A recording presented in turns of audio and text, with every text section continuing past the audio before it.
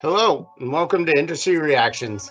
Industry Reactions is a weekly briefing on industry events, changes, and future trends that impact your business. We're your hosts, Rick Honer and Mark Friedel from ChemPoint. You can find Industry Reactions on YouTube, LinkedIn, and as a podcast. For those watching on YouTube, make sure to hit that subscribe button, ring that notification bell, and smash that like button. We plan on discussing issues that impact the global industry and help you uncover new opportunities. We hope this will provide market intelligence that will keep you ahead of changing conditions. All right, and our first story today, and I believe it did come out today, was from the American Chemistry Council. They have their monthly index of U.S. specialty chemicals market. And similar to May, the volumes rose a little more than 0.5% again for the month of June. They continue to increase. Specialty chemical volumes are now up over 11% for the year on a year-over-year basis. Things continue to be very, very strong in our industry. And I think in the understatement of the year award goes to the author of this article, as they said, if economic recovery continues, 2021 should be a good year for specialty chemicals.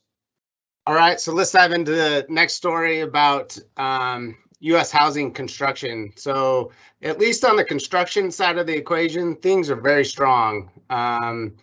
But it just like most other industries, supply disruptions, strong demand for homes has created shortages in building materials and also a tight labor market. And as everybody who's listening knows, there was that Gulf freeze in February, but that hit areas within the construction market pretty hard, such as PVC, which is used to make pipes, window frames, vinyl siding, things like that on a house. Some other chemicals used to make carpet, foam for furniture, plastic for appliances, et cetera, et cetera. And, so clearly the construction side is very hot, but, articles just released today talk about the sales side of that equation have slowed significantly, as well as new housing permits. So it seems like that market is in flux right now. The builders were scrambling to get enough materials to build the homes, but now I think the struggle is going to be actually selling that inventory that's now on the market. And in somewhat of a similar story, we've always talked about acquisitions and investment in other companies.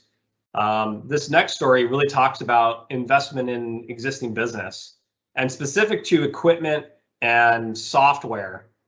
The forecast is investment in equipment and software for 2021 is expected to be over 13%, which is higher than GDP. GDP continues to be at very elevated levels. I think the last we saw was 5.3%. But this article that is talking about this investment is indicating Q3 GDP on an annual rate to be somewhere closer to 6%, which is pretty incredible. Obviously, there's a lot of factors that play into that, and to really see if this is going to be sustained, this high rates of inflation will be determined. And some of that also goes back to some of the federal support and other measures which people are planning, or the feds are planning to scale back a bit. Yeah, I mean, there was such a drastic shift. Companies trying to find new ways to do things with either less resources, less people. So the software and equipment piece makes a ton of sense that it would be elevated. All right, let's talk about the oil field. So it's been a pretty drastic change. When you look last year when oil was basically in negative territory, now there's a significant number of jobs added, for U.S., specifically U.S. oil field services and equipment companies added thousands of jobs in June alone. To be exact, it was around 8,000.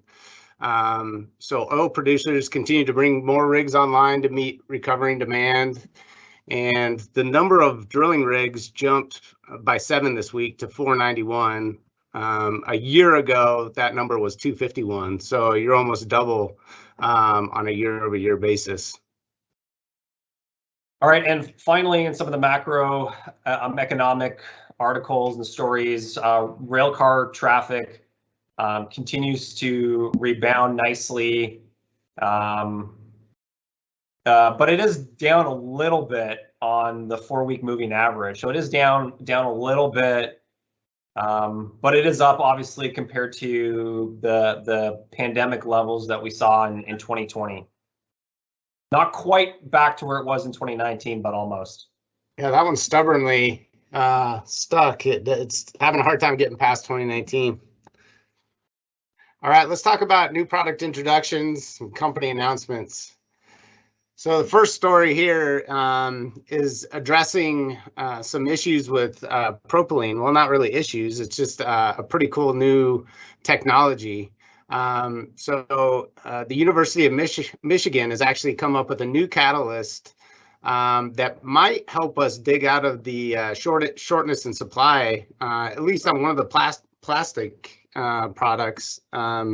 So they've developed a new catalyst for propylene, where you use natural gas, you create propylene from that natural gas, and the new catalyst is a whopping 10x more efficient. So you use you can produce 10 times the amount of propylene with the same amount of catalyst, and even further, it lasts 10 times longer before you need to regenerate that catalyst.